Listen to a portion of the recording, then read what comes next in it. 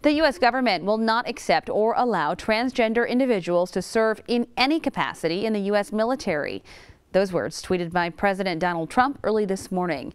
Military analyst Corp estimates there are as many as 15,000 trans people serving in the active duty military, the National Guard, and the reserves. Trans people have only been allowed to serve openly for about a year. Clayton Cummins talks with one former soldier who believes military service should be based on a person's ability to do the job and not their gender identity.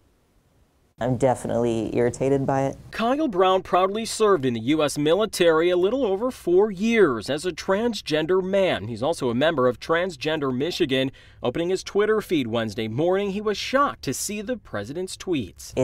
To me, it seems like going back to a more dangerous version of don't ask, don't tell. Brown says it's a move that has many military men and women in the LGBTQ community considering leaving the service. I know these people are they're dedicated, hardworking people. It's a family tradition for quite a few of them, and it means a lot. So to not be able to finish their career or to even start their career, it's hurting a lot of people. The president's tweets were a topic of conversation at the VFW Post 701 in Lansing. I talked to many veterans Wednesday, some who supported the president's move that didn't want to go on camera.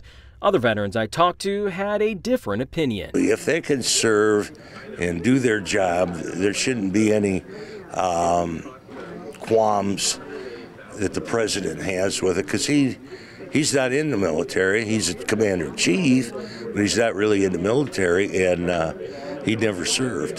So I don't think he should have an opinion on it. Brown is now undeployable due to an injury while training. However, he still remains optimistic for the future of LGBTQ men and women and transgenders serving in the military. Good and bad, I wouldn't trade my experiences for anything, regardless of the president's tweet.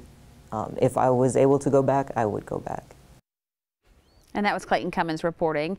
The Corp study we mentioned earlier says caring for trans service members adds more than $8 million to the Pentagon's total medical costs. That's about 1/10 of the military health care budget. Michigan Congressman Dan Kildee is also speaking out against the president's transgender ban. In a statement tonight, he says anyone who puts on the uniform and risks their life for our country should be celebrated regardless of their gender identity.